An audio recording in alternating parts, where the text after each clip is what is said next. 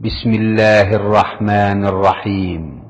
পরম করুণাময় ও অসীম দয়ালু আল্লাহর নামে শুরু।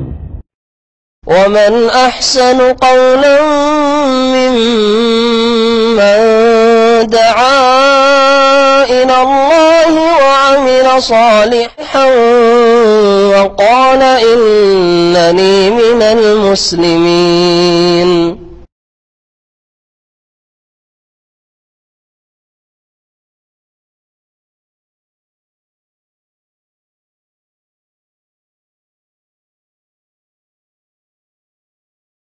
السلام عليكم ورحمة الله وبركاته.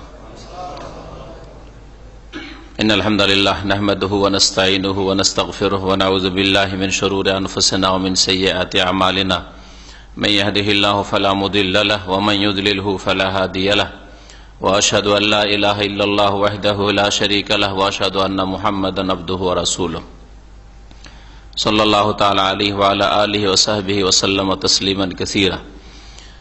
أما بعد فقد قال المؤلف رحمه الله تعالى فصل في سجوده صلى الله عليه وسلم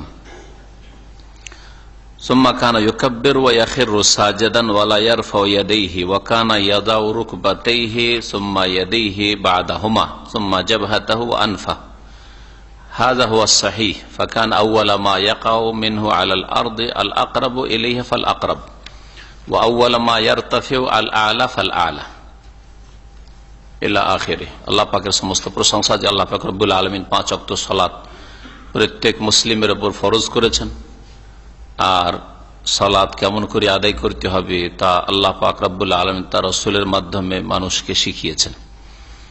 সালাত এবং সালাম নাযিল হয়েছে মুহাম্মদ রাসূলুল্লাহ সাল্লাল্লাহু আলাইহি ওয়াসাল্লামের উপর, যিনি বলেছেন সাল্লু কামা রাআইতুমুনি উসাল্লি, তোমরা সালাত আদায় করো, নামাজ পড়ো ওইভাবে যেইভাবে আমাকে তোমরা সালাত আদায় করতে দেখলে, নামাজ পড়তে দেখলে। সুতরাং প্রত্যেক মুসলিমের জন্য ফরজ, যেমন 5 ওয়াক্ত নামাজ পড়া, তাতে ঘাটতি করা জায়েজ নয়, আর ঘাটতি করলে সেই ব্যক্তি নামাজ কায়েম করলো না। ঠিক তেমনি রাসূলুল্লাহ সাল্লাল্লাহু আলাইহি ওয়াসাল্লামের তরিকা অনুযায়ী নামাজ পড়া ফরজ। কেউ যদি রাসূলুল্লাহ সাল্লাল্লাহু আলাইহি ওয়াসাল্লামের তরিকা ছাড়া অন্য কোন তরিকার নামাজ পড়ে তো আল্লাহ পাক তা গ্রহণ করবেন না। নবী করিম সাল্লাল্লাহু আলাইহি ওয়াসাল্লাম বলেছেন, মান আমিলা আমালান লাইসা আলাইহি আমরুনা ফাহুয়া রাদ্দ। যে ব্যক্তি কোন আমল করলো, আর নামাজ হচ্ছে একটি গুরুত্বপূর্ণ আমল। ইসলামের তাওহীদের পরে, কালেমা তাইয়্যিবার শাহাদাতের পরে প্রথম কাজ হচ্ছে 5 ওয়াক্ত নামাজ পড়া, যা দিয়ে মানুষ প্রমাণ করে যে আমি মুসলিম। কাফের অমুসলিম নামাজের সময় রাস্তাঘাটে বসে থাকে, ঘরে শুয়ে থাকে, আর মুসলিম নামাজ পড়ে। এ হচ্ছে পার্থক্য মুসলিম আর অমুসলিমে। যদি মুসলিমও ঘরে শুয়ে থাকে, রাস্তায় বসে থাকে, তাহলে সেই মুসলিম আর অমুসলিমে কোনো পার্থক্য নেই। এটাই কথা নবী করিম সাল্লাল্লাহু আলাইহি ওয়াসাল্লাম বলেছেন। তো নামাজ যেমন আল্লাহ পাক ফরজ করেছেন, ঠিক তেমনি নামাজ পড়া রাসূলুল্লাহ সাল্লাল্লাহু আলাইহি ওয়াসাল্লামের তরিকাতেও ফরজ করেছেন। এই সংক্ষিপ্ত জাদুল মাদের আমাদের দর্শে আজকের বিষয়বস্তু হচ্ছে রাসূলুল্লাহ সাল্লাল্লাহু আলাইহি ওয়াসাল্লামের সেজদার ক্ষেত্রে আদর্শ। রাসূলুল্লাহ সাল্লাল্লাহু আলাইহি ওয়াসাল্লামের সেজদা কেমন হইত এবং সেজদা যাওয়া কেমন হইত, সেজদার দোয়া, সেজদার তাসবিহ কেমন হইত, এই বিষয়গুলি এতে উল্লেখ করা হয়েছে। লেখক বলছেন যে এই অধ্যায় হচ্ছে ফি হাদিহি সাল্লাল্লাহু আলাইহি ওয়াসাল্লাম ফি সুজুদ, নবী করিম সাল্লাল্লাহু আলাইহি ওয়াসাল্লামের আদর্শ সেজদা সম্পর্কে। তারপরে লেখক বলছেন সুম্মা কানা ইউকাব্বিরু ওয়া ইয়াখিরু সাজিদান। এর আগে আলোচনা হয়েছে রুকু এবং রুকু থেকে উঠা পর্যন্ত। তো রুকু থেকে উঠে যাওয়ার পরে কি করতেন রাসূলুল্লাহ সাল্লাল্লাহু আলাইহি ওয়াসাল্লাম? সুম্মা কানা ইউকাব্বির, তারপরে তাকবীর বলতেন, আল্লাহু আকবার। ওয়া ইয়াখিরু সাজিদান, আর সিজদায় লুটিয়ে পড়তেন, সিজদায় অবনত হতেন। ওয়ালা ইয়ারফাউ ইয়াদাইহি, আর সিজদায় হাত উঠাতেন না, অর্থাৎ সেজদাতে চলে যাওয়ার পরে আর হাত উঠাতেন না। রাফুল ইয়াদাইন কখন তাহলে রয়েছে? যখন রুকু থেকে উঠবেন তখন। কিন্তু রুকু থেকে উঠে ধীর স্থিরতার সাথে সোজা দাঁড়াইতে হবে। এই দাঁড়ানোর পরে যখন রুকু সেজদায় আপনি অবনত হবেন তখন আর রাফুল ইয়াদাইন করবেন না, কারণ রাসূলুল্লাহ সেখানে 2 হাত উঠালে। রাফুল ইয়াদাইন মানে 2 হাত উঠানো, রাফা মানে উঠানো, আর ইয়াদাইন মানে হচ্ছে 2 হাত। তো 2 হাত উঠানো, এই যে এটা সুন্নত চারটি ক্ষেত্রে। তাকবীরে তাহরিমার সময় যেটা প্রত্যেক মুসলিম মানে, প্রথম যখন তাকবীর দিয়ে নামাজ শুরু করলেন আল্লাহু আকবার, এটা সবাই মানে। আর তারপরে রুকুতে যাওয়ার সময় 2 নম্বর, রুকু থেকে উঠার সময়, রুকু থেকে যখন উঠলেন সামি আল্লাহু লিমান হামিদা রব্বানা ওয়া লাকাল হামদ, তখন এটা হচ্ছে 3 নম্বর। আর আরেকটি হাদিস রয়েছে যে 4 রাকাত বা 3 রাকাত বিশিষ্ট নামাজ হলে প্রথম তাশাহুদ থেকে যখন উঠবেন তখন রাফুল ইয়াদাইন আল্লাহু আকবার দিয়ে দাঁড়াইলেন যখন, প্রথম তাশাহুদ থেকে আল্লাহু আকবার রাফুল ইয়াদাইন। রাফুল ইয়াদাইন একটি ইবাদত এবং রাফুল ইয়াদাইন নবী সাল্লাল্লাহু আলাইহি ওয়াসাল্লামের সুন্নাত, নবী সাল্লাল্লাহু আলাইহি ওয়াসাল্লাম কখনো ছাড়েননি। আর এই রাফুল ইয়াদাইন হচ্ছে মানুষের অঙ্গের ইবাদত, যেমন আপনার বাচনিক ইবাদত রয়েছে। তাকবীর পড়া যেমন বাচনিক ইবাদত, তেমনি শারীরিক ইবাদত হচ্ছে হাত ওঠানো, এটা একটা ইবাদত। সুতরাং এটাকে অবহেলা করা মোটেই উচিত নয়। আর অবহেলা করে ছাড়া, গাফিলুতে ছাড়া, অথবা কারো অন্ধ অনুকরণে তাকলিদ করে ছাড়া, কোন এক তরিকায় চলা রাসূলুল্লাহ তরিকা বাদ দিয়ে, এটাও উচিত নয়। হ্যাঁ, কারো জানা নেই সেটা আলাদা বিষয়, কেউ একটা জানে না, সুন্নাত একটা ছুটে গেল না জানা অবস্থায়, সেটা আলাদা বিষয়। কিন্তু জানার পরেও মানলেন না কেন? মযহাবী গোঁড়ামির কারণে, অন্ধ অনুসরণের কারণে, অথবা অবহেলা করে আপনি পরোয়াই করেন না যে আপনার নামাজ কেমন হচ্ছে আর রাসূলুল্লাহ সাল্লাল্লাহু আলাইহি ওয়াসাল্লাম নামাজ কেমন ছিল, আপনার ওই সব পরোয়া নেই, নামাজ পড়লেই হইল। তো এগুলো অবহেলা করলে আল্লাহ পাক রব্বুল আলামিন সেটাকে ছোট মনে করে দেখবেন না, কারণ আপনি নবী সাল্লাল্লাহু আলাইহি ওয়াসাল্লামের আদর্শকে, সুন্নতকে অবহেলা করলেন। অজ্ঞতার ক্ষেত্রে অনেক কিছুই মাফ রয়েছে, কিন্তু জানার পরে কেউ যদি আমল না করে তো এই ক্ষেত্রে জবাবদেহি করতে হবে। যদিও বিষয়টি সুন্নাত, সুন্নাতের উপর যে কত নেকি রয়েছে আপনার কি জানা? একটা সুন্নাতের উপর যে কত আল্লাহ পাক সওয়াব রেখেছেন সেটা আপনি তো জানেন না। আপনাকে রাসূলুল্লাহ সাল্লাল্লাহু আলাইহি ওয়াসাল্লাম অনুসরণ করতে বলা হয়েছে। তো রাসূলুল্লাহ সাল্লাল্লাহু আলাইহি ওয়াসাল্লাম সিজদায় যখন যেতেন তখন রাফুল ইয়াদাইন করতেন না। ওয়া কানা ইয়াদাউ রুকবাতাইহি সুম্মা ইয়াদাইহি। এখানে আর একটি বিষয় উল্লেখ করেছে যে বিষয়টিতে দ্বিমত রয়েছে, যে সিজদায় যখন যাবেন তখন আগে হাত রাখবেন নাকি হাঁটু রাখবেন। এই বিষয়টাই বড় ইখতিলাফ রয়েছে। একদল আইম্মায়ে কেরাম বলছেন যে আগে হাত রাখবেন আর তারপর হাঁটু রাখবেন, এটাই আহলে হাদিস ওলামারা বলে থাকেন, এটাই বলেছেন ইমাম শাফিঈ তারা। আর যারা কোরআন সুন্নাহর অনুসারী সালাফি ওলামার অধিকাংশই এদিকে গেছেন যে এটাই হচ্ছে উত্তম, যদিও বিপরীতটা জায়েজ, এটা হারাম জায়েজ না জায়েজের মাসলা নয়, বরং উত্তমের বিষয়। উত্তম হচ্ছে আগে হাত রাখা এক দলের কাছে, আর ভারত বাংলাদেশে যারা কোরআন সুন্নাহর অনুসারী তারা এর উপরে আমল করে থাকে। তবে সালাফি ওলামাদের মধ্যে কোরআন সুন্নাহর যারা বিনা কোনো শর্তে অনুসারী, তাদের একজন বড় ইমাম, ইমাম ইবনুল কাইয়্যিম রাহমাতুল্লাহ আলাইহি, ইমাম শেখুল ইসলাম ইবনে তাইমিয়া রাহমাতুল্লাহ আলাইহির প্রধান ছাত্র, তিনি এর বিপরীত দিয়ে গেছেন। তিনি বলছেন যে আগে হাঁটু রাখতে হবে তারপরে হাত, যেমন ইমাম আহমদের এইরকম মাসলা রয়েছে, ইমাম আবু হানিফারও এই ফতোয়ায় রয়েছে। এই দিকে তিনি গেছেন, তার ইজতিহাদ, তার কোরআন হাদিসের গবেষণা এই দিকে তাকে নিয়ে গেছে।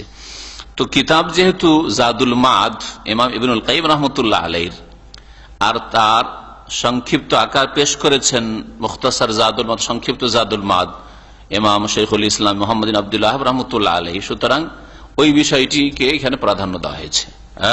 সেটা কি, যে আগে কি রাখবেন, হাঁটু রাখবেন আর তারপরে হাত। তাই লেখক বলছেন ওয়াকানা ইয়াদাউ রুকবাতাইহি, নবী করিম সাল্লাল্লাহু আলাইহি ওয়াসাল্লাম তার 2 হাঁটু আগে রাখতেন, সুম্মা ইয়াদাইহি তারপরে 2 হাত রাখতেন, বাদাহুমা ওই দুটোর পরে, মানে হাঁটু দুটো রাখার পরে 2 হাত রাখতেন, সুম্মা জাবহাতাহু আনফা তারপরে কপাল এবং নাক রাখতেন, তারপরে কপাল এবং নাক রাখতেন। রাখার তরিকাটা এখানে স্পষ্ট করে বলছেন কে, ইমাম ইবনুল কাইয়্যিম রাহমাতুল্লাহ আলাইহি, এটাই তার মত, আর এর উপর খুব জোর দিয়েছেন তিনি। হাযা হুয়া সাহিহ, আর তিনি বলছেন যে এটাই হচ্ছে সহিহ শুদ্ধ। তার হাদিসের দলিলগুলি ছাড়া যে যুক্তিটা পেশ করেছেন যে ফাকানা আউওয়ালা মা ইয়াকাউ মিনহু আলাল আরদি আল আকরাব ইলাইহি ফাল আকরাব, বলছেন যে শরীরটা যখন জমিনের দিকে ঝুঁকছে তো শরীরের জমিনের কাছাকাছি যে অঙ্গগুলি আছে সেগুলি আগে নামবে, এটা যুক্তি। আর তরতিবের সাথে নামবে, তাহলে জমিনের কাছাকাছি কোন অঙ্গগুলি আছে? হাঁটু আছে, হাঁটু পায়ের দিকে আছে, তাই না? তো ওই দিক থেকে মাটিতে পৌঁছিবে। তাহলে প্রথম পৌঁছিল মাটিতে কি? হাঁটু, আর তারপরে হাত এখানে, তাহলে তারপরে হাত, আর তারপরে কপাল, নাক, তারপরে শেষখানে। এই কথাই বলছে ফাকানা আউওয়ালা মা ইয়াকাউ মিনহু আলাল আরদ। সুতরাং জমিনের উপর যা পড়বে বা জমিনে যা অবনত হবে সেটা হচ্ছে আল আকরাব ইলাইহা ফাল আকরাব, যেটা জমিনের মাটির অধিক নিকটবর্তী। জমিনের যেটা বেশি নিকটবর্তী হচ্ছে হাঁটু, ফাল আকরাব, তারপরেরটা। আচ্ছা, উঠার ক্ষেত্রে এর বিপরীত তিনি বলছেন ওয়া আউওয়ালা মা ইয়ারতাফিউ আল আলা ফাল আলা। আর প্রথম যেটা উঠবে জমিন থেকে সেটা কোনটা? যেটা শরীরের অপর ভাগ, ওই দিক থেকে উঠা শুরু হবে। সুতরাং আগে কি উঠবে? আগে মাথা আর নাক উঠবে, কপাল আর নাক উঠবে, আর তারপরে হাত উঠবে, আর তারপরে হাঁটু উঠবে। তার মানে কিসে ভর দিয়ে উঠতে হবে? হাতে না হাঁটুতে? হাঁটুতে ভর দিয়ে উঠতে হবে। এটা হচ্ছে ইমাম ইবনুল কাইয়িম রাহমাতুল্লাহ আলাইহির মত। ওয়াইদা রাফা রাসা আউয়ালান, সুতরাং যখন উঠবে কি আগে উঠাবে? মাথা আগে উঠাবে। সুম্মা ইয়াদাইহি, তারপরে দুই হাত উঠাবে। সুম্মা রুকবাতে, তারপরে দুই হাঁটু উঠাবে। দুই হাঁটু যখন শেষখানে উঠাবে তাহলে হাঁটুতে ভর দিয়ে উঠতে হবে, যেটা যুবক লোকদের জন্য তো সহজ, কিন্তু বুড়োদের জন্য একটু কষ্টকর, মুশকিল নাই, একটু কষ্ট। বুড়োরা কিন্তু হাতে ভর দিয়ে উঠতে আরাম বোধ করে, স্বাভাবিক। ওয়াহা কাজা, এইভাবে করতে হবে। আকসা ফেলিল বাইর, ওঁট যেমন করে তার বিপরীতটা করতে হবে। ওঁট যেমন ভাবে বসে তার বিপরীতটা করতে হবে। কারণ নবী কারীম সাল্লাল্লাহু আলাইহি ওয়াসাল্লাম উটের মতো বসতে নিষেধ করেছেন। ওয়াকাদ নাহা আনি তাশাব্বুহি বিল হাইওয়ানাতি ফিস সালাতে, নবী কারীম সাল্লাল্লাহু আলাইহি ওয়াসাল্লাম কয়েক রকমের জীবজন্তুর সাদৃশ্যতা নিষেধ করেছেন। এখানে খুব সুন্দর করে একসাথে কয়েকটা হাদিসের সংক্ষিপ্ত জানতে পারবেন আপনি। নবী কারীম সাল্লাল্লাহু আলাইহি ওয়াসাল্লাম নামাজের মধ্যে জীবজন্তুর সাদৃশ্যতা থেকে নিষেধ করেছেন, যে তোমরা নামাজের সময় পশুর মতো, জীবজন্তুর মতো তোমরা করে নামাজ পড়িও না, বসিও না। ওঠা বসা করবে, যেমন জীবজন্তুগুলি করে ওই রকম করিও না। তার মধ্যে একটি হচ্ছে ফানাহা আন বুরুকিন কাবুরুকিল বাইর, নবী সাল্লাল্লাহু আলাইহি ওয়াসাল্লাম নিষেধ করেছেন উটের মতো বসতে। উট যেমন করে বসে ওই রকম তুমি বসিও না। তার মানে যখন সেজদার দিকে যাবেন তখন উটের মতো করে বসিও না। উট কেমন করে বসে? তাহলে ইমাম ইবনুল কাইয়িম রাহমাতুল্লাহ আলাইহির ব্যাখ্যা, কারণ তার কিতাব পড়াচ্ছি, সেজন্য তার ব্যাখ্যা। তিনি যেটাকে প্রাধান্য দিয়েছেন যে আগে হাঁটু রাখতে হবে, পরে হাত, ঠিক না? তাহলে এই ক্ষেত্রে উটের মতো বসে নবী সাল্লাল্লাহু আলাইহি ওয়াসাল্লাম বলেছেন যে তোমাদের কেউ যখন সেজদায় যাবে ফালা ইয়াজলিস,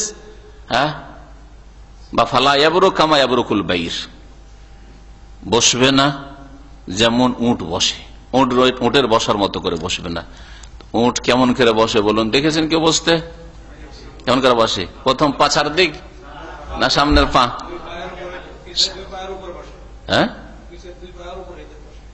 আগে কোনটা নামায়?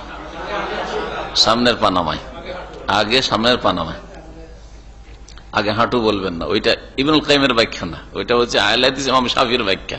সেজন্য যেইভাবে উনি ব্যাখ্যা করে ব্যাখ্যাটা শুনে তারপরে ওনাদের ব্যাখ্যাটা শুনে, এই হাদিসটা তারাও দলিলে পেশ করছেন, কিন্তু বুঝার ফের, বুঝার ফের। একটা হাদিসে বুঝার দৃষ্টিভঙ্গি আলাদা, যার ফলে একজন এক দিকে ওই দলিলটাকে নিয়ে গেছে।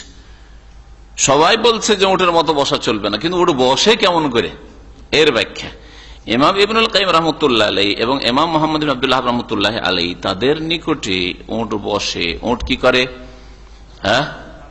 সামনেরটা রাখে। সুতরাং মানুষের হাঁটু আর হাত এই দুটোর মধ্যে কোনটা সামনে? হাত সামনে। সুতরাং তোমরা হাত রাখিও না, উটের মতো বসিও না, মানে হাত রাখিও না, বুঝলেন না? আর নবী সাল্লাল্লাহু আলাইহি ওয়াসাল্লাম আর এক পশুর সাদৃশ্যতা নিষেধ করেছেন নামাজের মধ্যে। এই জীবজন্তুর সাদৃশ্যতাটা বুঝে না, যাতে ওই রকম নামাজ আমরা না পড়ি। নামাজের ক্ষেত্রে অনেকে এরকম করে। ওয়ালতিফাতিন কালতিফাতিস সালাব, আর এদিক সেদিক তাকানো নিষেধ করেছেন, যেমন কি খেকশিয়াল, সালাব মানে খেকশিয়াল, খেকশিয়াল যেমন এদিক সেদিক তাকায়, খেকশিয়াল দিয়ে ছোট কালে এইরকম করতে থাকে। এইরকম করে নামাজ পড়ছে, এইরকম করিয়েন না, এটা খেকশিয়ালের চরিত্র, এইরকম নামাজ পড়বেন না। কিন্তু আজকালকার বেনামাজি যদি নামাজ পড়তে কখনো বাধ্য হয় তো মজবুর এটা করতে হয়।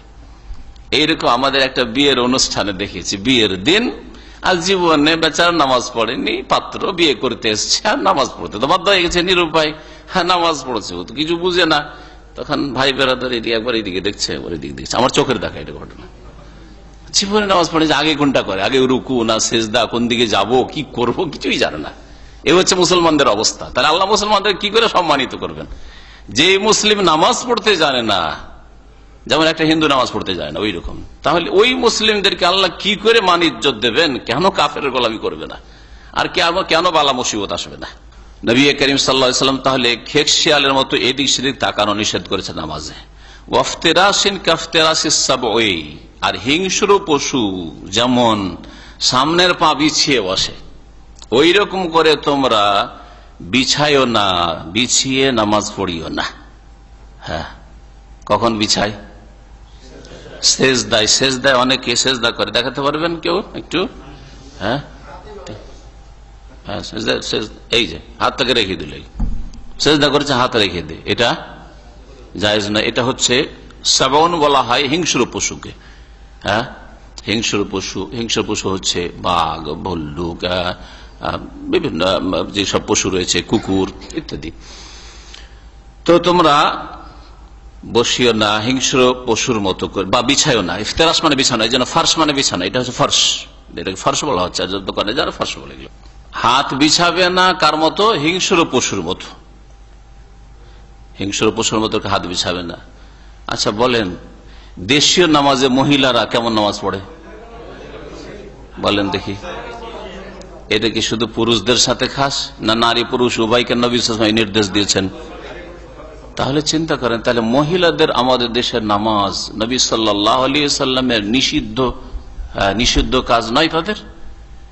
তাদের মহিলাদের নামাজ শিখায় 16 রকমের পার্থক্য, 16-17 রকমের পার্থক্য। তার মধ্যে একটা হচ্ছে বিছিয়ে গুড়ি সুড়ি হয়ে তোমরা সেজদা করবে, লুটিয়ে একবারে। এই যুক্তি কোথায় পেলে যে এতে বেশি পর্দা হবে? নবী সাল্লাল্লাহু আলাইহি ওয়াসাল্লাম পর্দা বুঝতেন না? নবী সাল্লাল্লাহু আলাইহি ওয়াসাল্লাম পুরুষ হোক আর নারী হোক নিষেধ করেছেন তোমার হাত বিছাবে না।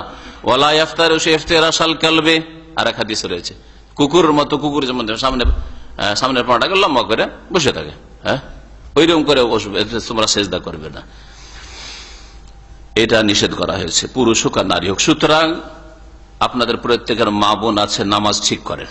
নামাজ ঠিক করেন না তো আপনাকে জবাব দিতে হবে, কারণ ওই মহিলা হয়তো শিখার সুযোগ পায়নি, আপনার মা, খালা, আপনার স্ত্রী, আপনার বোনেরা শিখার সুযোগ পায়নি, আপনি শিখার সুযোগ পেয়েছেন। সুতরাং সহি নামাজ শিখান। এইরকম হিংস্র পশুর মতো তারা হাত বিছিয়ে দিবে আর নামাজ পড়বে, এইরকম করে যেন সেজদা না করে। আর কুকুরের মতো করে পাছার ভরে বসবে না। কুকুর আর এক রকম করে বসে, কুকুরের বসাটা দেখেছেন, ওপর দিকটা খাড়া করে, হ্যাঁ, আর পাছাতে ভর দিয়ে একটু পয়সা দেখান দেখে ওইরকম। নামাজের মধ্যে যদি কেউ এরকম বসে বৈঠকে, তো কুকুরের মতো এইরকম পাছায় ভর দিয়ে আর পাটাকে খাড়া করে, এরকম যে পা খাড়া, হ্যাঁ এইভাবে বসবে না, নিষেধ করেছেন নবী করিম সাল্লাল্লাহু আলাইহি ওয়াসাল্লাম। ওয়া নাকরিন কা নাকরিল গোরাব, আর নামাজের মধ্যে কাকের মতো ঠোকর মারা নামাজ পড়বে না। কাকের মতো ঠোকর মারা নামাজ আমাদের দেশীয় নামাজ, আর বিশেষ করে তারাবির নামাজ, ঠিক না? তারাবির নামাজ, এই নামাজ নবী সাল্লাল্লাহু আলাইহি ওয়াসাল্লাম নামাজ না, কবুল হবে না। এরকম ঠক ঠক ঠক ঠক ঠক ঠক, হ্যাঁ নবী সাল্লাল্লাহু আলাইহি ওয়াসাল্লাম তিলকা সালাতুল মুনাফিকিন, তিলকা সালাতুল মুনাফিক, এই হচ্ছে মুনাফিকদের নামাজ। মুনাফিকদের নামাজ, নামাজ পড়ে না, আসর নামাজ পড়ে না, ঘুমিয়ে থাকে, অবহেলা করে, হাট বাজার করে, আর তারপরে দেখে যায় সূর্য ডুবে যায় তাড়াতাড়ি নামাজ পড়ে। হ্যাঁ, তারপর ইয়ান করো আরবান লা ইয়াযকুরুল্লাহ ইল্লা কালিলা, 4টা ঠক ঠক করে ঠোকর মারলো আর আল্লাহর স্মরণ কিছু করলো না, তেমন আল্লাহর কোন জিকির আজকার করলো না। এটা মুনাফিকদের নামাজ। তো এই ঠোকর মারা নামাজ জায়েজ না, এভাবে নামাজ হয় না। নিষেধ করেছেন নবী করিম সাল্লাল্লাহু আলাইহি ওয়াসাল্লাম, ওয়ারাফুল আইদি ওয়াক্তাস সালাম, আর সালাম ফেরার সময় হাত উঠানো, কা আজনাবিল খাইলি সমস, অবাধ্য ঘোড়ার লেজ হিলানোর মতো। অবাধ্য ঘোড়া, যেই ঘোড়া পিঠে চড়তে দিতে চায় না সওয়ারিকে, হ্যাঁ, ওই ঘোড়া করে কি লেজ হিলাতে থাকে, এইরকম করে। তো নবী করিম সাল্লাল্লাহু আলাইহি ওয়াসাল্লাম সহিহ মুসলিমে একটি হাদিস রয়েছে, একবার দেখলেন যে কিছু লোকেরা নবী সাল্লাল্লাহু আলাইহি ওয়াসাল্লামের পিছনে নামাজ পড়ছে আর সালাম ফেরার সময় সালামু আলাইকুম রাহমাতুল্লাহ, সালামু আলাইকুম রাহমাতুল্লাহ এরকম করেছে। তখন নবী সাল্লাল্লাহু আলাইহি ওয়াসাল্লাম বলেন, সহিহ মুসলিমের হাদিস, মালি আরাকুম কা আজনাবে খাইলিন শামস উসকুনু ফিস সালাহ।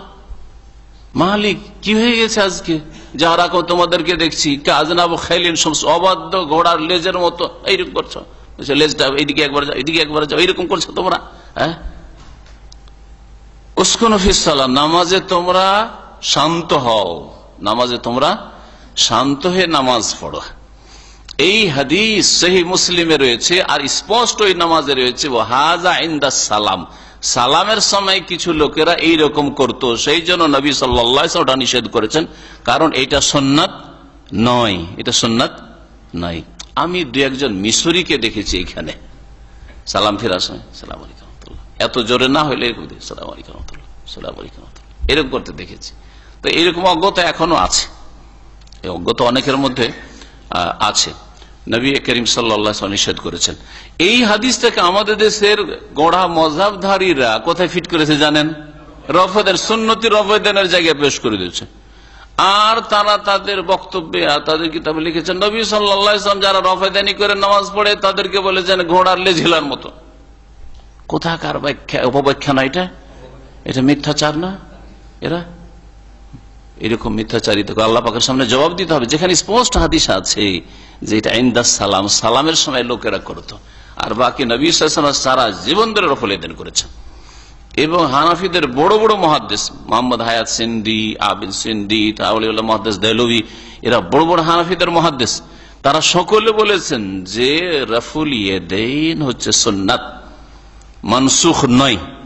ওয়া দাওয়াত নাসখে বাতিলুন, নাসাইর টিকা রয়েছে সিন্দির, ওতে সিন্দি অথচ তিনি হানাফি মুহাদ্দিস, তিনি বলছেন যে হানাফি মযহাবের লোকেরা যে বলে যে রফুল ইয়াদাইন আগে ছিল এখন মনসুখ রহিত হয়েছে, এটা বাতিলুন কথা, বাতিল কথা। তাহলে এটা আমাদের ঘরের কথা না, এটা শাফিঈর ঘরের কথা না, মালিকিদের ঘরের কথা না, হাম্বলীদের ঘরের কথা না, এটা আহলে হাদিসদের ঘরের কথা নয় যে অন্যরা বলেছে। আপনাদের ঘরেরই উলামায়ে কেরাম, যারা সত্যিকার উলামা, কোরআন হাদিস বুঝতেন, হাদিসের পণ্ডিত মুহাদ্দিস, তারাই বলেছেন যে রফুল ইয়াদাইন মানসুখ নাই, যারা বলে মানসুখ তাদের কথা বাতিল। আরো মজার কথা শুনে শাহুলিউল্লাহ মুহাদ্দিস দেহলভী, যে অখণ্ড ভারত, তখনকার ভারত, পাকিস্তান আর বাংলাদেশ সব আর বর্মা সব মিলে ভারত তখনকার, সেই ভারতের মুহাদ্দিস দিল্লির মসনদে দর্জ দিতেন, আর তার কিতাব হুজ্জাতুল বালাগা রয়েছে, তাতে লিখেছেন তিনি, আমরা পড়িয়েছি আলহামদুলিল্লাহ। ওই কিতাবে লিখেছেন ওয়াল্লাযী ইয়ারফাউ আহাব্বু ইলাইয়া মিম্মা লা ইয়ারফা। হানাফি মুহাদ্দিস হওয়া সত্ত্বেও তিনি বলছেন যারা রফুল ইয়াদাইন করে নামাজ পড়ে তারা আমার কাছে বেশি প্রিয়, আহাব্বু ইলাইয়া আমার কাছে বেশি প্রিয়, হ্যাঁ, ওই লোকদের তুলনায় যারা মিম্মান লা ইয়ারফা, যারা রফেদান করে না, তার রফেদানি যারা করে না তাদের তুলনায় যারা রফেদানি করে নামাজ পড়ে, আল্লাহু আকবার, হ্যাঁ, তারপরে রুকুতে গেল আল্লাহু আকবার, হ্যাঁ, তারপরে রুকুতে উঠলো সামি আল্লাহু রাব্বানা ওয়া লাকাল হামদ, হ্যাঁ, এরা বেশি প্রিয় আমার কাছে। কেন? কেন? অথচ তিনি জন্মসূত্রে হানাফি পরিবারে জন্ম নিয়েছেন। বলছেন লে আন্না আহাদিস আর রফে আকসারু আসবাতু, কার রফেদান হাদিসগুলি সবচেয়ে বেশি সংখ্যার, আকসারু কাসীর ইসম তাফজিল অনেক বেশি, ও আসবাতু আর অধিক বলিষ্ঠ, সাবেতুন মানে বলিষ্ঠ প্রমাণিত, আর আসবাত মানে অধিক বলিষ্ঠ। বাকি রফেদান একবার করে তাকবীরে তাহরিমা আর করলেন না, যে আব্দুল্লাহ মাসউদ রাদিয়াল্লাহু তাআলা আনহু থেকে বর্ণিত, সেটা আবু দাউদের হাদিস, বুখারীতে নেই, মুসলিমে নেই, হ্যাঁ, আবু দাউদের হাদিস। আর সেই হাদিস সম্পর্কে স্বয়ং ইমাম আবু দাউদ বলছেন ওয়ালাম ইয়াসিহ, হাদিসটা সহিহ নয়, হাদিসের সনদ সহিহ না, যায়ীফ, দুর্বল। আর তারপরে যদি ধরেই নিজে একটা হাদিস আর 50টা হাদিস বলছে রফুল ইয়াদাইন, তাহলে 50 বার করে যদি একবার না করেন একটা সনদ, কোনো দোষ নেই। আপনি 50 বার রফুল ইয়াদাইন করেন আর একবার যদি নাও করেন, আমারও ছুটে, কোনো দোষ নেই। আপনি তাহলে সুন্নতটাকে মানে যে সুন্নত আছে, বাকি সুন্নত কখনো যদি ছুটে যায়, অনিচ্ছাকৃত ছুটে গেল অথবা ছুটে গেল ছেড়েই দিলেন, এই নয় যে সেটাকে তুচ্ছ মনে করে, কিন্তু হয়তো করা হলো না, সে আলাদা কথা। তা আপনি তো 10 বার করেন, তারপরে একবার ছাড়েন, আলাদা কথা। আর তার সাথে সাথে জানে রাখবেন যে হাদিস জয়ীফ, দুর্বল। সুতরাং জয়ীফ দুর্বল হাদিস সনদে যখন দুর্বল মানে বিশ্বস্ত সূত্রে যা প্রমাণিত নয়, তা কখনো দলিল হইতে পারে না। আসল বিষয় আমাদের ছিল এখানে যে সেজদা যাওয়ার সময় রাখবেন কি, আগে হাঁটু রাখবেন না আগে হাত রাখবেন, তাই না? যখন তোমরা সেজদায় যাবে, উটের বসার মতো বসবে না। এর ব্যাখ্যা ইবনুল কাইয়িম রাহমাতুল্লাহ যেভাবে করেছেন ওইভাবে বুঝলেন যে উট কি করে, সামনের পা রাখে। তোমরা সামনের পা, তোমাদের সামনের হচ্ছে, মানুষের তো দুটো পা, তাহলে সামনে হচ্ছে হাত, হাত আগে রাখিও না। কি রাখো তাহলে? উটের বিপরীত করো, তার মানে আগে হাঁটু রাখো আর তারপরে হাত রাখো। এটা হলো তার দলিল যুক্তি। আর তাতে যে ওই উটের মতো বসিও না, তারপর ওয়ালিয়াদা ইয়াদাইহি ক্বাবলা রুকবাতিহি, ওতে কিন্তু শেষ অংশটুকু আছে যে যেন 2 হাঁটুর আগে 2 হাত রাখে। ওইটুকু ইবনুল কাইয়িম রাহমাতুল্লাহ উল্টো হয়ে যাচ্ছে এই ব্যাখ্যা করলে। তখন তিনি বলছেন এটা রাবির, বর্ণনাকারীর ভ্রম হয়ে গেছে। রাবি বুঝতে গিয়ে, বর্ণনাকারী বুঝতে গিয়ে ভুল করেছেন, সুতরাং তার উপর এটা কালব হয়ে গেছে, উল্টো পাল্টা হয়ে গেছে। আসলে তাকে বলা উচিত ছিল ওয়ালিয়াদা রুকবাতাইহি ক্বাবলা ইয়াদিহি, কিন্তু ওয়ালিয়াদা ইয়াদিহি ক্বাবলা রুকবাতিহি বলে দিয়েছে। এই কালবের অনুমান ভিত্তিক, আল্লাহু আলাম, এটা অনুমান, কারণ তার কাছে স্পষ্ট দলিল নেই যে কোন বর্ণনাকারী উল্টে দিয়েছেন কথাটা। সুতরাং এটা অনুমান ছাড়া এর বেশি কিছু বলা যায় না, আল্লাহু আলাম। আর যারা বলছেন আগে হাত রাখতে হবে, তারা বলছেন যে উটের মতো বসতে হবে না, আর তারপরে ওর ব্যাখ্যা স্বরূপ বলছেন যে যেন 2 হাঁটুর আগে কি রাখে, 2 হাত রাখে। ওয়ালিয়াদা ইয়াদাইহি ক্বাবলা রুকবাতাইহি। আর দুটোতে সামঞ্জস্য আছে, এমন নয় যে ওই শেষ অংশটুকু রাবির ভ্রম হয়ে গেছে বর্ণনাকারীর, এমন কিছু নাই। তাহলে উটের মতো বসিও না মানে কি তাদের কাছে? ওরা বলছে যে মানুষের হাঁটু এই পায়ের এখানে আছে, আর উটের হাঁটু আছে সামনের পায়ে। উটের হাঁটু কোথায় আছে? সামনে। উটের হাঁটু কি পিছন পায় না? মানুষ যদি বসে, হাঁটু কোথায়? এখানে, তাই না? পায়ের এখানে। আর রুকবা বলে এটা এক কথা, হাঁটু মানে রুকবা। আরবিতে বলছে রুকবা, মানুষের রুকবা আছে পায়ে, আর উটের রুকবা আছে সামনের পায়ে, সামনের পায়ে। সুতরাং ব্যাখ্যা কি হয়ে যাবে?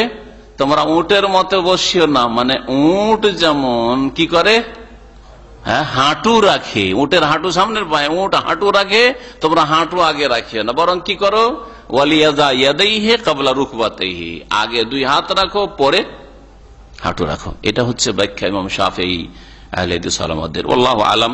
এই ক্ষেত্রে আমি বাড়াবাড়ি করতে নিষেধ করি, আর আমি বাড়াবাড়ি করি না। আর আমি মনে করি যে উত্তম আর অনুত্তমের ইখতিলাফ হতে পারে, কারণ এই বিষয়ে নিশ্চিত কিছু বলা মুশকিল, আর 2 পক্ষের যুক্তি বা দলিল কোনটাই কোনো দিয়ে কম নয়। সুতরাং এই বিষয়টিকে অত জটিল বানাবার কোনো প্রয়োজন নেই। এক সময় আমি দীর্ঘদিন আগে শিক্ষকতা করতাম এক বড় মাদ্রাসায়, তো ছাত্ররা আমাকে দেখেছে যে আমি এক সময় হাঁটু রেখে দিয়েছি। আর কি ছাত্ররা জিজ্ঞেস করছে, শেখ আপনি তো আগে হাঁটু রেখে দিলেন। আমি বললাম যদি হাঁটু রাখিও তা আমি ইবনুল কাইয়িম সালাফির অনুসরণ করলাম, অসুবিধাটা কি? তার তাহকিক ইবনুল কাইয়িমকে কি বলবেন? উনি অন্ধ মুকাল্লিদ ছিলেন, গোঁড়া ছিলেন না হাদিসের অনুসারী ছিলেন? তার ইজতিহাদ বলছে যে আগে হাঁটু রাখাই শ্রেয়। সুতরাং যদি কখনো আমি এর উপর আমল করি, তবু আমি আপন রাস্তায় ঠিক আছে, নবী সাল্লাল্লাহু আলাইহি ওয়াসাল্লামকে অনুসরণের চেষ্টা করেছি, যাতে করে এটা না ছুটে যায়। হইল কখনো হইল। সুতরাং এই ক্ষেত্রে আমার বলার উদ্দেশ্য হচ্ছে কেউ কার ওপর আপত্তি তুলবেন না, প্রতিবাদ করবেন না। কেউ যদি আগে হাত রেখে দেয়, আগে কেন তুমি হাত রাখলে, এটাও বলবেন না। আর কেউ যদি আগে হাঁটুই রেখে দেয় তো বলবেন এই হাঁটু কেন রাখলে তুমি। কারণ 2 পক্ষ যেভাবে দলিল পেশ করেছে সেটা আপনাদের সামনে পেশ করলাম। ওয়াকানা ইয়াসজুদু আলা জাবহাতিহি ওয়া আনফিহি দুনা কুরিল আমামাতিহি, রাসূলুল্লাহ সাল্লাল্লাহু আলাইহি ওয়াসাল্লাম সিজদা করতেন নিজের কপাল এবং নাকের উপর। তাহলে কপাল নাক দুটো ঠেকাতেন। দুনা কুরিল আমামাতে, পাগড়ির পেঁচের ওপর না, কুর বলা হয় এখান থেকে, ইযা শামসু কুবিরাত, কোরআনে কারিমে রয়েছে, যখন সূর্যকে কি করে দেওয়া হবে, আলোহীন করে দেওয়া হবে, মানে গুটিয়ে না হবে। তো এই যে পাগড়ি যে পেঁচ দেওয়া হয় এটাকে কুর বলা হয়। তো পাগড়ির পেছের উপরে সেজদা করতে, অর্থাৎ মাথা কপাল ঠেকালেন না, নাক ঠেকালেন না, শুধু পাগড়িটা একটু বেড়ে থাকে, তাই না? তো পাগড়িটা শুধু ঠেকিয়ে দিয়ে সেজদা করে, এইরকম কখন নবী সাল্লাল্লাহু আলাইহি ওয়াসাল্লাম করেন নাই। ওয়ালাম ইয়াসবুত আনহু সুজুদ আলাইহি, আর নবী সাল্লাল্লাহু আলাইহি ওয়াসাল্লাম থেকে পাগড়ির পেঁচের ওপর সেজদা করা প্রমাণিত নয়। তার মানে কপাল ঠেকাতেই হবে আর নাক ঠেকাতে হবে তার সাথে। ওয়াকানা ইয়াসজুদু আলাল আরদি কাসীরান, রাসূলুল্লাহ সাল্লাল্লাহু আলাইহি ওয়াসাল্লাম অধিকাংশ সময় মাটির ওপর সেজদা করতেন, মাটি সেজদা করতেন। নবী সাল্লাল্লাহু আলাইহি ওয়াসাল্লামের জামানায় কিন্তু চাটাই, এই কার্পেট তো দূরের কথা, আপনাদের অনেক ভাইদেরকে হয়তো নতুন ভাইরা এসছেন, চেয়ারে বসতে পারলেন না, তো ভাবলেন আরে নিচে এত সুন্দর কার্পেট, আল্লাহর নিয়ামতের শুকরিয়া আদায় করে, তাই না? আল্লাহর শুকরিয়া আদায়। নবী সাল্লাল্লাহু আলাইহি ওয়াসাল্লাম সাইয়্যিদুল মুরসালিন, সবচেয়ে শ্রেষ্ঠ মানুষ, আর সব আগে তার জন্য জান্নাতের দরজা খোলা হবে, হ্যাঁ তাই না? আর সকল উম্মতের জন্য তিনি শাফাআত করবেন। হাউজে কাউসারের মালিক একমাত্র তিনি, তার হাত থেকে পানি পাবেন, অন্য কোথাও থেকে পানি পাবেন আপনি না। কোন পীর, না মুর্শিদ, না ওলি, না ইমাম কেউ পানি দিতে পারবে না, অন্য কোন নবী, ঠিক না? সে রাসূলুল্লাহ সাল্লাল্লাহু আলাইহি ওয়াসাল্লাম সরাসরি মাটির উপরে সেজদা করতেন। আরবরা এখনো পারে, দেখেছেন মাঠে ঘাটে দেখবেন, মরুভূমিতে যাচ্ছে, মাগরিব এশার টাইম হয়ে গেছে, বালির উপরে সেজদা শুরু করে দিল। আর আমাদের বাঙালি আর হিন্দি আর পাকিস্তানিকে যদি বলা আর নামাজ অসুবিধা নেই, পরে পড়ে নেবো, কোথাও মসজিদে পাবো, কাজা হয়ে চলে যাচ্ছে, রাত 12টা 1টা হয়ে যাচ্ছে, ও মাগরিব পড়ে না, এসব পড়ে না, যাচ্ছে উমরায়। কথা বুঝতে পারছেন? এগুলো আমাদের দেশের মানুষরা করে থাকে, যারা নামাজের গুরুত্ব বুঝে না। আরব দেখেছেন গাড়ি, কত লাক্সারি গাড়ি থামিয়ে দিয়ে বালিতে সেজদা করছে। জি হ্যাঁ, রাসূলুল্লাহ সাল্লাল্লাহু আলাইহি ওয়াসাল্লাম মাটির উপর অধিকাংশ সময় সেজদা করেছেন। আল্লাহ আর কোন চাটাই ফাটাই নাই, পাঠিয়ে নেই, কিচ্ছু নেই। ওয়ালাল মাই ওয়াত্তিন, বরং কখনো কখনো পানি আর কাদার উপর, বৃষ্টি হয়ে গেছে, কি করবেন? নামাজ পড়বেন না, সেজদা করেছেন, কাদা, কপালে কাদা লেগে আছে নবী সাল্লাল্লাহু আলাইহি ওয়াসাল্লাম। পানির ওপর আর কাদার ওপর, তিন বলা হয় কাদার। ও আলাল খুমরাতিল মুত্তাখিযা মিন খুসিন নাখলি, আর এমন ছোট পাটির ওপর যা খেজুর পাতা দিয়ে বানানো হইত। খুমরা আর ব্যাখ্যা ছোট পাটি, অথবা এমন ছোট জিনিস যেটা শুধু সেজদার জায়গায়। অনেক সময় সাহাবায়ে কেরামরা মসজিদে নববীতে কিন্তু চাটাই পাটি মাটি কিছু পাটা থাকতো না। আমাদের দেশের মসজিদ আলহামদুলিল্লাহ কম পক্ষে, গ্রামে হইলেও চাটাই পাটি কিছু আছে না, আছে, কিছুই থাকতো না। আর তারপর কুচি পাথরে সেজদা করতে কষ্ট হইত। হ্যাঁ, তারপরে বালি আর কুচি পাথরে এত গরম হয়ে যেত, জোহরে সেজদা করা মুশকিল হয়ে যেত। কত তাপ মদিনায় চিন্তা করেন আপনি, আর মক্কায় কত তাপ চিন্তা করেন গ্রীষ্মকালে। তখন তারা সাহাবীরা বলছেন যে আমরা এই কপালকে গরম থেকে, এত গরমে কপাল ঠেকানো যায় না মাটিতে, আর পাথর, কুচি পাথরের কষ্ট হয়, তখন কাপড় আমরা একটু রেখে দিয়ে একটু সেজদা করতাম, ইত্তেকাল হাররে, গরম থেকে, গরমের প্রখরতা থেকে বাঁচার জন্য। তারপরে তারা সকলের চাইতে শ্রেষ্ঠ সাহাবায়ে কেরাম, তাই না? আর এত সুখের জীবন যাপন, কিন্তু কোথায় যে আপনার হাসর হবে, কি যে অবস্থা হবে মওতের পরে, আল্লাহ পাক ভালো জানেন। ওয়ালাল হাসির আল মুত্তাখায মিনহু, আর রাসূলুল্লাহ সাল্লাল্লাহু আলাইহি ওয়াসাল্লাম চাটাইয়ের উপরে সেজদা করেছেন যা বানানো হইতো এই খেজুর পাতা থেকে, চাটা একটু বড় গুলোকে বলা হয়। ওয়ালাল ফারওয়াতিল মাদবুগা, আর এমন চামড়ার ওপর, হ্যাঁ, যেই চামড়ায় পশম লাগানো থাকতো, পশম যুক্ত চামড়া, ফারওয়া বলা হয় পশম যুক্ত বা লোম যুক্ত চামড়াকে বলা হয় মাদবুগা, যা শোধিত হয়েছে, যা পাক করা হয়েছে।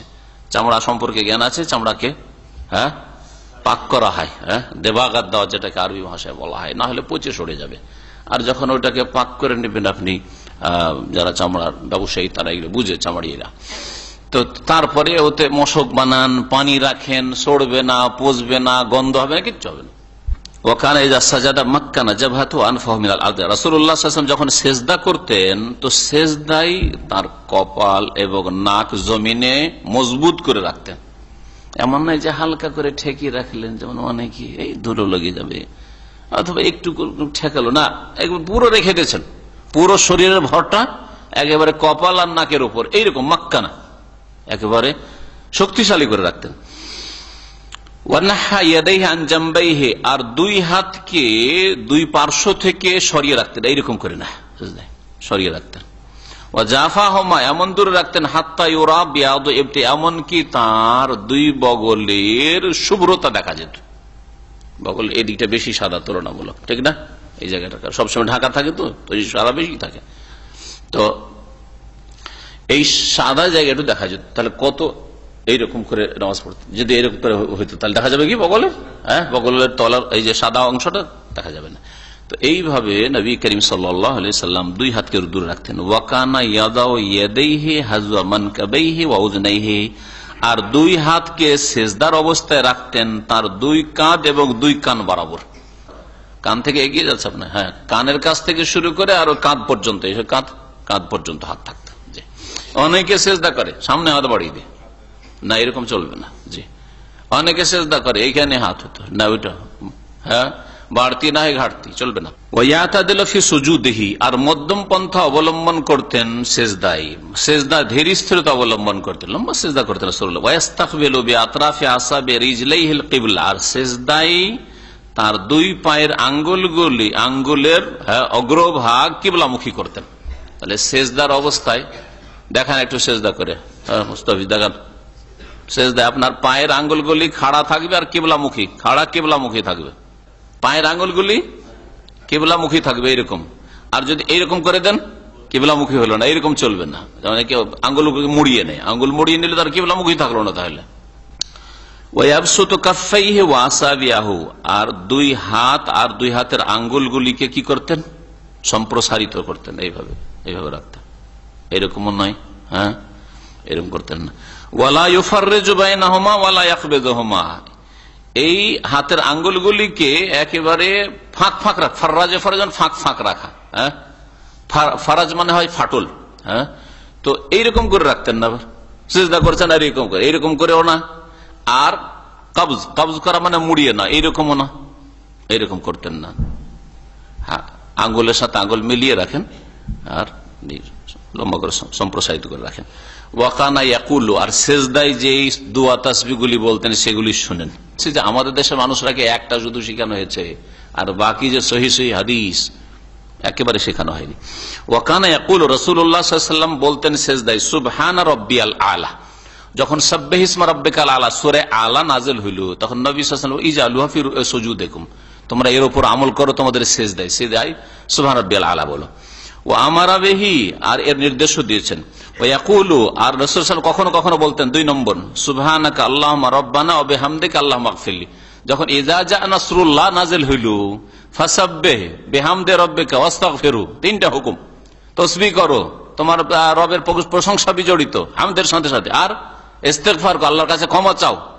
তখন নবী সাল্লাল্লাহু আলাইহি ওয়াসাল্লাম কি বলতেন, সুবহানাকা আল্লাহ তোমার পবিত্রতা ঘোষণা করি, আল্লাহুম্মা রাব্বানা হে আল্লাহ আমাদের রব, ওয়া বিহামদিকা তোমার প্রশংসার সাথে সাথে আল্লাহুম্মা ইগফিরলি আল্লাহ আমাকে মাফ করে দাও, ক্ষমা করে দাও। বেশি দোয়া হলো না? সুবহান রাব্বিয়াল আলাতে আমার মহান প্রতিপালকের পবিত্রতা ঘোষণা করে, শুধু পবিত্রতা ঘোষণা করলেন, আর এটাতে আপনি পবিত্রতা ঘোষণা করলেন, আল্লাহ পাকের হামদ প্রশংসা গুণগান করলেন, আর কি করলেন, আল্লাহ পাকের কাছে ক্ষমা চাইলেন। ট্রিপল 3 গুণ পেলেন আপনি। চিন্তা করুন তো, এগুলোর উপর আমল করতে হবে না, মাঝে মধ্যে তো করবেন। আর 3 বার বললেন সুবহান রাব্বিয়াল আলা, সুবহান রাব্বিয়াল আলা, সুবহান রাব্বিয়াল আলা, তারপরে এটা বলেন। অথবা কখনো কখনো যদি দেখেন জানেন ইমাম এরকম সুযোগই দেয় না, ইমাম অনেকে আছে এইরকম এক্সপ্রেস, তাহলে ঠিক আছে, কোন নামাজে আপনি সুবহান রাব্বিয়াল আলা, কোন নামাজে আপনি এটা বলেন সুবহানাকা আল্লাহুম্মা রাব্বানা ওয়া বিহামদিকা আল্লাহুম্মা ইগফিরলি, এটা বলেন। আর 3 নম্বর কখনো কখনো বলতেন ওয়াকুল সুবহুন কুদ্দুস রাব্বুল মালায়েকাতুর রূহ, অতি পবিত্র আল্লাহ পাক, সুবহুন কুদ্দুসুন, তার পবিত্রতা ঘোষণা করে। আর কুদ্দুস তিনি পাক পবিত্র, কুদ্দুস মানে পাক পবিত্র। এখান থেকে বাইতুল মুকাদ্দাস যে ফিলিস্তিনের পবিত্র মসজিদকে বলা হয়, মানে পবিত্র ঘর। রব্বুল মালায়েকা যিনি ফেরেশতাগণের রব, রূহ আর জিবরাইল আলাইহিস সালাম, রূহ মানে জিবরাইল আলাইহিস সালামের রব, আর রূহ মানে আত্মাও যদি বলা হয় তো কোনো দোষ নেই, আত্মারও রব আল্লাহ পাক রব্বুল আলামিন। ওখানে ইয়াকুল, আর 4 নম্বর দোয়া কখনো কখনো নবী সাল্লাল্লাহু আলাইহি ওয়াসাল্লাম বলতেন আল্লাহুম্মা লাকা সাজাদতু, হে আল্লাহ তোমাকে আমি সিজদা করি, ওয়া বিকা আমানতু তোমার প্রতি ঈমান নিয়ে এসেছি, ওয়া লাকা আসলামতু তোমার প্রতি আমি আত্মসমর্পণ করেছি, সাজাদা ওয়াজহিল্লাযী খালাকাহু আমার মুখমণ্ডল সিজদা করেছে সেই সত্তাকে যিনি তাকে সৃষ্টি করেছেন, ওয়া সাওয়ারাহু আর আকৃতি দান করেছেন, ওয়া শাক্কা সামহু ওয়া বাসারাহু আর আল্লাহ পাক রব্বুল আলামিন কি করেছেন, সেই সত্তার সেই সত্তাকে সেজদা করছি যিনি বিদীর্ণ করে, শাক্কা যিনি বিদীর্ণ করেছেন, সামআহু এর তার সৃষ্টির কি শ্রবণ শক্তি মানে কান, অবসার হওয়া দৃষ্টি, আল্লাহ পাক যদি এই ফাটল না দিয়ে যদি লেপে দিতেন এটাকে, হ্যাঁ, দাজ্জালের মতো করে, কানা দাজ্জাল তো কি দেখতেন, হ্যাঁ, যদি আল্লাহ পাকের আমাদের কানের এই ফাটলটা না রাখতেন, কানটা বন্ধ, তাহলে ঠসা হইতেন না, হইতেন না। আল্লাহ পাকের লাখ লাখ শুকরিয়া আদায় করেন। আল্লাহ পাক কোন নিয়ামতের তুমি কত মূল্য দিতে পারবে, দাও দেখি। তাবারাকাল্লাহু আহসানুল খালিকিন, বরকতময় সেই সত্তা, সেই আল্লাহ যিনি সবচাইতে উত্তম সৃষ্টিকারী, অর্থাৎ উত্তম আকৃতি দানকারী। আল্লাহ ছাড়া কেউ সৃষ্টি করতে পারে না, কিন্তু দুনিয়ার ক্ষেত্রে অনেকেই আর্টিস্ট, ভালো আর্ট করতে পারে, ভালো একটা আকৃতি কিছু তৈরি করতে পারে। আল্লাহ পাক রব্বুল আলামিন আহসানুল খালিকিন মানে আহসানুল মুসাউবিরিন, সবচাইতে উত্তম আকৃতি দানকারী। আল্লাহ পাক যে আকৃতি দান করেছেন, সারা পৃথিবীর মানুষকে যদি একই জায়গায় জমা করে দেন, একজনকে আরেকজনের সাথে বদলানো সম্ভব না, কিছু না কিছুতে পার্থক্য পাবেন আপনি। একই মায়ের পেটের ভাই, অনেক সময় মানুষ দেখে ধোকা খেয়ে যায়, হ্যাঁ, আমাদের ক্ষেত্রে অনেক সময় হয় এরকম। তো তারপরেও পার্থক্য অবশ্যই আছে, কিছুতে কিছুতে পার্থক্য আছে, হাতে পায়ে পার্থক্য আছে, হ্যাঁ, কপালে পার্থক্য আছে, না চুলে পার্থক্য আছে, দাড়িতে পার্থক্য আছে, কিছু পার্থক্য। যমজ অনেকে পার্থক্য করতে পারে না, কিন্তু বাপ মা যাদের সামনে রাত দিন থাকে অবশ্যই পার্থক্য করতে পারে, তার অবশ্যই কিছু পার্থক্য আছে। আল্লাহু আকবার, ফাতাবারাকাল্লাহু আহসানুল খালিকিন, বরকতময় সেই সত্তা আল্লাহ পাক রব্বুল আলামিন যিনি আহসানুল খালিকিন। 5 নম্বরে ওয়াকানা ইয়াকুল, 5 নম্বর দোয়া, নবী সাল্লাল্লাহু আলাইহি ওয়াসাল্লাম এটাও বলতেন, আল্লাহুম্মা আগফিরলি যামবি কুল্লাহ, হে আল্লাহ আমার সমস্ত গুনাহ মাফ করে দাও। দিক্কাহু ওয়া জিল্লাহু, দিক্কাহু ওয়া জিল্লাহু মানে ছোট, জিল্লাহু মানে বড়, ওয়া আউয়ালা ওয়া আখিরু আগের আর পরের, ওয়া আলানিয়াতু ওয়া সিররাহু প্রকাশ্য আর গোপনীয়, যত গুনাহ আছে আল্লাহ পাক তুমি সব মাফ করে দাও।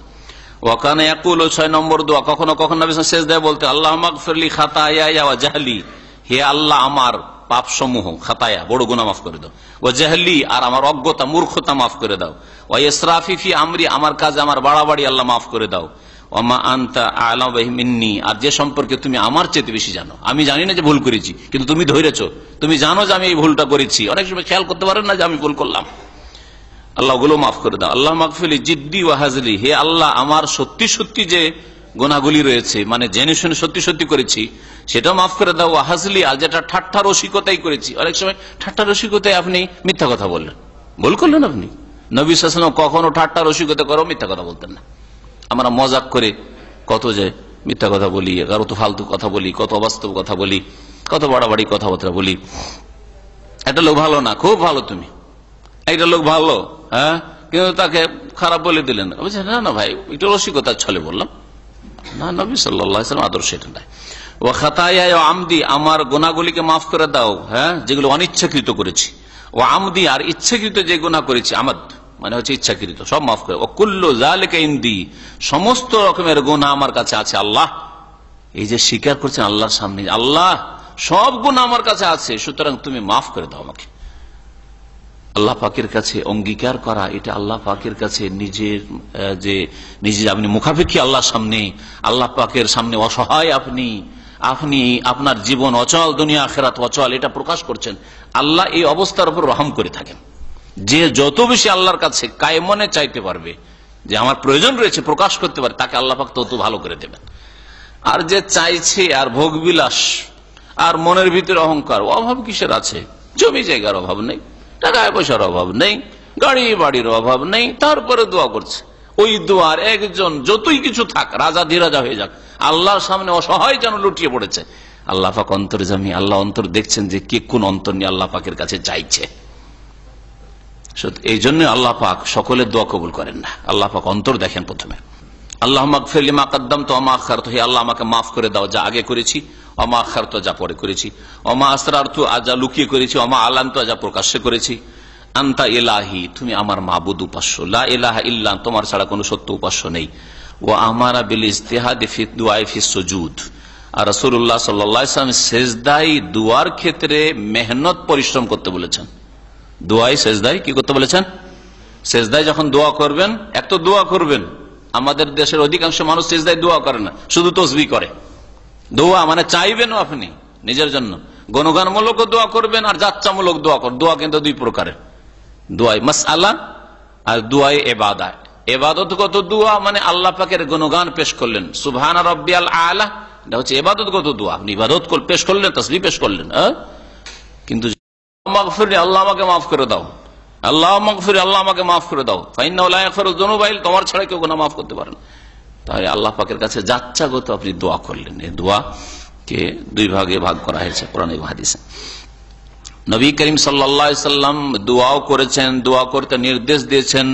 আর শুধু নির্দেশ না, মেহনত করতে বলেছেন। তা দোয়াতে পরিশ্রম করতে হয়।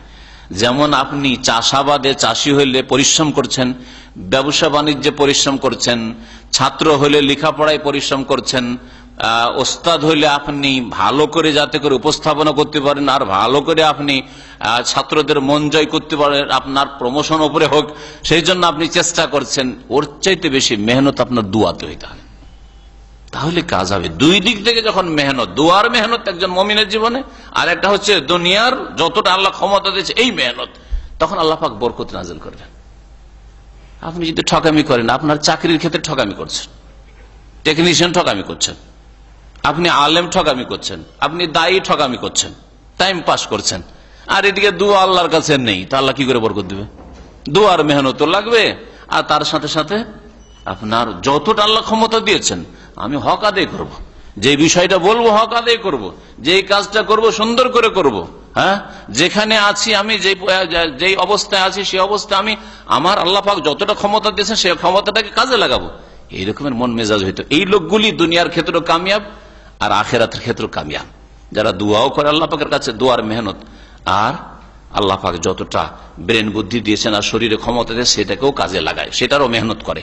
নবী করিম সাল্লাল্লাহু আলাইহি ওয়াসাল্লাম বদরের যুদ্ধে এই দুই রকমই মেহনত করেছেন। বদরের যুদ্ধের শুধু ইতিহাস যদি পড়েন তাহলে দেখবেন যে দুই রকম মেহনত করেছেন। নবী সাল্লাল্লাহু আলাইহি ওয়াসাল্লাম মদিনা ছেড়ে, পরিবার ছেড়ে চলে যাচ্ছেন বদরে, 150 কিলোমিটার দূরে, আর ওখানে গিয়ে পৌঁছেছেন। মেহনত না? এই মেহনত। তারপরে কিছু নেই, ঘোড়া তো নেই, উট আছে, অধিকাংশ লোক হেঁটে, পায়ে হেঁটে, সুবহানাল্লাহ, পাথর রাস্তা, না রোড না রাস্তা না কিছু, কোনো রাস্তাও নেই, এই অবস্থায়। আর যা ভাঙা ফুটা আছে তরবারি, তাই নিয়ে চলো। মেহনত, যতটা ক্ষমতা আছে শরীরের, এই মেহনত লাগে। তার সাথে সাথে দোয়ার কি মেহনত করেছে রাসূলুল্লাহ, এমন দোয়া করছেন, এমন দোয়া করে আল্লাহ পাকের কাছে, যে আবু বকর সিদ্দিক রাদিয়াল্লাহু তাআলা দেখছেন রাসূলুল্লাহ সাল্লাল্লাহু আলাইহি ওয়াসাল্লাম চাদর পড়ে গেছে, দোয়া করে তো খেয়ালই নাই যে চাদর পড়ে গেছে, গায়ের উপরে চাদর ছিল, চাদর পড়ে গেছে নিচে, চাদরটাকে উঠিয়ে দিচ্ছেন রাসূলুল্লাহ সাল্লাল্লাহু আলাইহি ওয়াসাল্লামের মোবারক শরীরে। আবু বকর সিদ্দিক রাদিয়াল্লাহু তাআলা বলছেন যে কাফাকা মুনাশাদাতুকা রাব্বাকা ইয়া রাসূলুল্লাহ, হে আল্লাহ রাসূল, আপনি যে আপনার রবের কাছে এই কায়মনে একগ্র চিত্তে দোয়া করেছেন, যথেষ্ট হয়ে গেছে, কবুল করেছেন আল্লাহ পাক। ফাইনাল্লাহা সায়ুনজিজু লাকা মা ওয়াদাকা, আল্লাহ অবশ্যই পুরা করবেন যে ওয়াদা আপনার সাথে করেছেন। আর সত্যি আল্লাহ পাক ওয়াদা পূরণ করেছেন। কোথায় 1000, ওরা কোথায় 313 জন, আর ওদের কাছে ঘোড়া, ওদের কাছে উট, ওদের কাছে সেই যুগের উন্নত তরবারি, অস্ত্র, এদের কাছে কিছুই নেই, ভাঙা ফুটা জিনিস। তারপরে আল্লাহ পাক কিভাবে সম্মানিত করেছেন। এই হচ্ছে দুয়ার মেহনত। আপনার দুনিয়ায় যদি কামিয়াব হইতে হয়, যেখানে আছেন আপনি, যেখানে আছেন, দুনিয়ায় যদি কামিয়াব হইতে হয়, তারপরে এই দুটো মেহনত লাগবে। যতটা আল্লাহ মেহনত, ব্রেন বুদ্ধিতে, ব্রেনকে কাজে লাগান। ব্রেন আছে কিন্তু ব্রেনকে রেখে দেন যে তুই স্টক থাক, পড়াশোনা করবো না। তবে মাদ্রাসার ছাত্র, স্কুল কলেজ ইউনিভার্সিটির ছাত্র, আর যে ব্রেন, আমি ব্রেনই ছেলে, আর ব্রেনটাকে স্টক করে রেখে দিলেন, থাক, তুই থাক, হেফাজতে থাক, মেহনত পরিশ্রম লাগবে, হবে? তাহলে ওই মেহনত পরিশ্রম লাগবে। আর তার সাথে সাথে দোয়ার মেহনত লাগবে। রব্বে জিদনি ইলমা, রব্বে জিদনি ইলমা, আল্লাহুম্মা ইন্নী আসআলুকা ইলমান নাফিআ, আল্লাহ উপকারী ইলম দান করো, তাহলে আল্লাহ পাক দেবেন। ওই রকমই যে যেখানে আছেন, কর্মক্ষেত্রে আছেন, আল্লাহ আমাকে যশ দান করো, এখানে আল্লাহ আমার বরকত দান, রুজিতে বরকত দান করো। এই দুয়ার মেহনত, আর তার সাথে সাথে কাজ করে দেখান। আপনি যদি ভালো কাজ দেখেন তো সবাই দেখছে। আল্লাহ বলছেন কুল ইয়ামালু, কোরআনে কারীমে একটি আয়াতে, যে হে নবী, মানুষকে জানিয়ে দাও যে তোমরা কর্ম করো, আমল করো, কর্ম করো। ফাসায়ারাল্লাহু আমালাকুম ওয়া রাসূলুহু ওয়াল মুমিনুন, তোমাদের আমল আল্লাহ দেখছেন, আর তার রসুল যতদিন জীবদ্দশা ছিলেন তিনিও দেখছেন, আর মুমিন মুসলিমরা মানুষও দেখছেন। আপনি কাজ করবেন, আপনার মালিক দেখবে না? আপনি কাজ করছেন ভালো, আর দেখে আরে কিছুদিন ধোকা দিয়ে রাখা যায়। আপনার বিরুদ্ধে কেউ যদি ষড়যন্ত্র করে তো ধোকা দিয়ে আর ধুলো ছিটিয়ে কিছু সময় এইরকম বদনাম করতে পারে, কিন্তু সবসময় ভালো কাজ করে যাচ্ছেন আর ভালো মানুষের নজরে পড়বে না, এটা হইতে পারে না। তো এই দুটোই মেহনত অবশ্যই জরুরি কামিয়াবির জন্য। দুটোই মেহনত জরুরি কামিয়াবির জন্য দুয়ার মেহনত, আর যতটা আল্লাহ পাক যাকে যে ক্ষেত্রে ক্ষমতা দিয়েছেন সেই ক্ষমতাকে ব্যয় করতে হবে, ক্ষয় করতে হবে, মেহনত পরিশ্রম করতে হবে। রাসূলুল্লাহ সাল্লাল্লাহু আলাইহি ওয়াসাল্লাম নির্দেশ দিতেন বিল ইজতিহাদ ফি দুআ ফি সুজুদ। হাদিসের শব্দ বাক্য এরকম আছে, ফাজতাহিদু ফি দুআই ফি সুজুদ, তোমরা সেজদায় দুয়ার ক্ষেত্রে মেহনত পরিশ্রম করো। শুধু দোয়া করা নয়, তাহলে মেহনত করতে হবে। কেমন করে মেহনত লাগে চিন্তা করুন। আপনি বারবার করে চান সেজদায় পড়ে আল্লাহ আমি নেব, বারবার করে চান। আরবি ভাষা আপনি বুঝছেন না যে কি চাইছেন না চান, নিজের ভাষায় চান আপনি। বিশেষ করে নফল সুন্নাত আপনার পার্সোনাল নামাজ, তখন আমি বলছি না যে ফরজ নামাজে আপনি করবেন, কারণ ওতে তো সময় অল্প। আর তার সাথে সাথে বলছেন ওয়াকালা, নবী সাল্লাল্লাহু আলাইহি ওয়াসাল্লাম বলেছেন ইন্নাহু কামিনুন আন ইউস্তাজাবা লাকুম, তোমরা যদি দুআয় মেহনত করো সেজদায় পড়ে পড়ে, তাহলে আশা করা যায় যে তোমাদের দোয়া কবুল করা হবে, তোমাদের দোয়া কবুল করা হবে। কামেনুন মানে হারিয়ুন, অবশ্যই তোমাদের দোয়া কবুল হওয়ার উপযোগী। কামেনুন মানে হচ্ছে উপযোগী, তোমাদের দোয়া অবশ্যই কবুল হবে আল্লাহ পাকের কাছে যদি মেহনত তোমরা করতে পারো। আল্লাহ পাক আমাদেরকে যেন তৌফিক দান করেন তার কাছে দোয়া করার, আমাদেরকে আল্লাহ পাক মেহনত পরিশ্রমের যেন তৌফিক দান করেন, দিনের ক্ষেত্রে, দুনিয়ার ক্ষেত্রে, হালাল রুজি হাসিলের ক্ষেত্রে, আখিরাতকে সুন্দর করার ক্ষেত্রে, জান্নাত হাসিল করার ক্ষেত্রে, জাহান্নাম থেকে বাঁচার ক্ষেত্রে আল্লাহ পাক আমাদের মেহনত পরিশ্রমের যেন তৌফিক দান করেন। আল্লাহ পাক আমাদের ভুল ভ্রান্তি যেন মাফ করে দেন, গুনাহ খাতা যেন মাফ করে দেন। আল্লাহ পাক আমাদের সকলকে জান্নাতুল ফিরদৌস যেন দান করেন। সুবহান রাব্বিকা রাব্বিল ইজ্জাতি আম্মা ইয়াসিফুন ওয়া সালামুন আলাল মুরসালিন ওয়ালহামদুলিল্লাহি রাব্বিল আলামিন। সেজদার জায়গায় তাকাইতে হবে নামাজের অবস্থা, এটা হচ্ছে নবী সাল্লাল্লাহু আলাইহি ওয়াসাল্লামের নির্দেশ। আর তারপরে যখন এতে থাকবে তাশাহুদে বসবেন, আসবে সামনে আলোচনায়, তাশাহুদে যখন আঙ্গুল হেলাবেন আঙ্গুলটার দিকে নবী সাল্লাল্লাহু আলাইহি ওয়াসাল্লাম তাকিয়েছেন, ওই সময় শুধু তাশাহুদের সময়। এই দুটো বিষয় জেনে নেন। আর তারপরে আর একটা বিষয় জানেন, যেটা ওই ভাই জিজ্ঞেস করছেন যে অনেকে নামাজ পড়ে আর ও আকাশের দিকে তাকায়। নবী সাল্লাল্লাহু আলাইহি ওয়াসাল্লাম এই ক্ষেত্রে কিন্তু শক্ত বাণী উচ্চারণ করেছেন। বলছেন ওই সব লোকেরা যারা আকাশের দিকে তাকায় তারা কি ভয় করে না যে তাদের চক্ষু আল্লাহ পাক ছিনিয়ে নেবেন, তাদের চক্ষু আল্লাহ পাক ছিনিয়ে নেবেন। এটা যদি আকাশের দিকে তাকায় সেই ক্ষেত্রে নবী সাল্লাল্লাহু আলাইহি ওয়াসাল্লামের শক্ত বাণী রয়েছে। আর যারা ডানে বামে তাকায়, এদিক ওদিক তাকায়, ওদের সম্পর্কে জিজ্ঞাসা করা হলে নবী সাল্লাল্লাহু আলাইহি ওয়াসাল্লামকে জিজ্ঞাসা সুইল আনিল ইলতিফাতি ফিস সালাহ, নামাজের মধ্যে এদিক ওদিক তাকানো সম্পর্কে জিজ্ঞাসা করা হয়, তখন নবী বলেন হুয়া ইখতিলাসুন ইয়াখতালিসুহু শাইতানু মিন সালাতিল আবদ। এটা হচ্ছে ছো মেরে নিয়ে, ইখতিলাস মানে ছো মেরে নিয়ে যাওয়া। হ্যাঁ, ছো মেরে আপনি যাচ্ছেন রাস্তা দিয়ে আর হাত থেকে ছো মেরে মোবাইল নিয়ে গেল, আজকাল যেমন হচ্ছে এখানে। তো এই যে ছো মেরে নিয়ে যাওয়া ছিনতাই করে, নবী সাল্লাল্লাহু বলছেন যে এটা হচ্ছে কি, নামাজে এদিক ওদিক তাকানোটা হচ্ছে শয়তানের ছো মেরে নিয়ে যাওয়া বা শয়তানের ছিনতাই। ইয়াখতালিসুহু শাইতান, শয়তান ছিনতাই করে মিন সালাতিল আবদে, বান্দার নামাজকে, ওই নামাজটা হতে দিতে চায় না, সেই জন্য ছিনতাই করে নিয়ে যায়।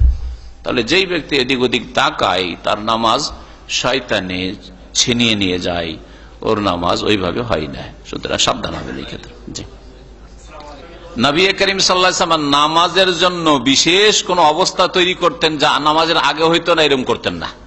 নামাজের আগে যদি পাগড়ি পরে থাকতেন তাহলে নামাজের অবস্থা তো পাগড়ি পরতেন, আর নামাজের অবস্থাতে নামাজের আগে পাগড়ি ছিল না আর আসলেন আর নামাজের সময় পাগড়িটা বাঁধলেন তারপর নামাজ শুরু করলেন, কোনো প্রমাণ নেই।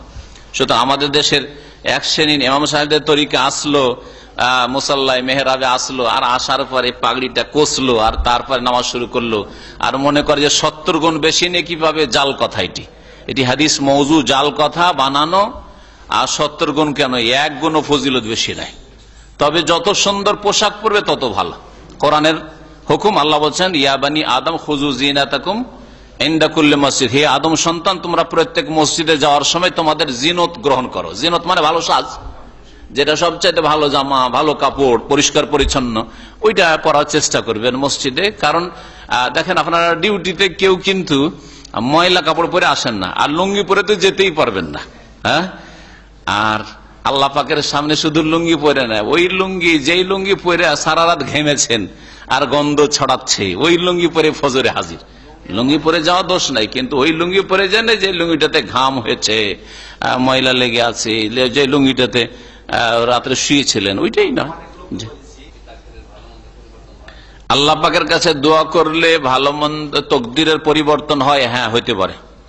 আল্লাহ পাক রব্বুল আলামিনের কাছে দোয়া করলে তকদিরের পরিবর্তন হইতে পারে, এই মর্মে হাদিস রয়েছে। নেক আমলের দ্বারা আত্মীয়দের সাথে সুসম্পর্ক, দান খায়রাত করা, আত্মীয় বা মা বাপের খেদমত করা, ভাই বোনদের সাথে সুসম্পর্ক রাখা, ইত্যাদি ইত্যাদি, খালার খবর নেওয়া, ফুফুর খোঁজ খবর নেওয়া, আত্মীয় চাচাদের খবর নেওয়া, মামাদের খবর নেওয়া, অভাবী দুর্গত যারা আছে তাদের খোঁজ খবর নেওয়া, এগুলোতে বালা মুসিবত দূর হয়। সুতরাং তকদির পরিবর্তন হইতে পারে। আর আপনি কি জানেন যে আপনার তকদিরে এটা আছে? আগে থেকে ধরে নিলেন যে যা আছে তাই আছে, আমি আর দান খায়রাত তো করবো না, আর ও তো ভালো করতে যাবো না। না, বালা মুসিবত অবশ্যই দূর হয়। দেখা গেছে বাস্তবে, ভালো করে দেখবেন, যারা যত বেশি আত্মীয়দের খেদমত করেছে, গরিব অভাবের খেদমত করেছে, তাদেরকে আল্লাহ পাক সুখী করেছেন। অল্প আয়ুতে অল্প সময়ে অনেক কিছু দিয়েছেন। বাস্তব সত্য, বাস্তব সত্য। এটা হাড়ে হাড়ে টের পাবেন যদি আপনি এরকম করে থাকেন। দেখা যায় যে আপনার ছোট ভাই নতুন বিয়ে করে আলাদা হয়ে গেল, আপনার সমান জমি নিয়ে, আপনার সমানটা নিয়ে চলে গেল। আপনার 5টা 7টা 8টা ছেলে হয়ে গেছে, কিন্তু সবগুলি ভাইকে মানুষ করেছে, বোনগুলির বিয়ে শাদী দিয়েছেন। লোকে তো ভাবছে যে আপনি গরিব হয়ে গেলেন। দেখবেন আপনার ছেলে মেয়েরা সুখী হবে, আর ও অতটা সুখী হইতে পারবে না। কত এরকম ঘটনা বাস্তব, নাম ধরে বলবো না, কিন্তু আমাদের আপনজন আত্মীয় স্বজনদের মধ্যে অনেকে এরকম আছে যে যখন জুদা হয়, যখন সেপারেট হয়, তখন দেখা যায় আরে এর 7টা 8টা ছেলে মেয়ে, আর নিয়ে অতটাই জমি পেলো, আর ইয়ে তো স্বামী মিয়া বিবি মাত্র বিয়ে করেছে, আর বিয়ে করার পরে আলাদা হয়ে গেল, 1 পয়সা সংসারে লাগালো না, ও তো বাবু বড় ভাইয়ের খেয়ে দিয়ে হোটেলে খেয়ে দিয়ে মানুষ হয়ে চলে গেল। দেখা গেল যে এখন অশান্তিতে ভুগছে ওই ছোট ভাই, হ্যাঁ, আর ইয়ে আলহামদুলিল্লাহ খুব আরামে আছে, বরকতের শেষে নেই।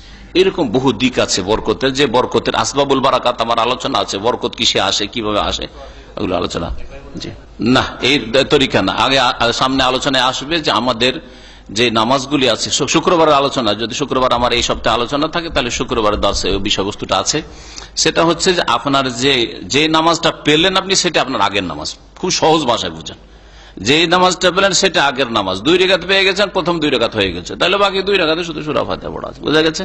এটাই হচ্ছে ঠিক। কারণ নবী সাল্লাল্লাহু আলাইহি ওয়াসাল্লাম ফাতিম্মু, পুরা করা, আর পুরা করা হচ্ছে আগেরটা আগে আর পরেরটা পরে। জি, ইমামের কয় রাকাত হইলো আর কোন রাকাত ধরলেন ওই সব দেখা দেখি নেই আপনার।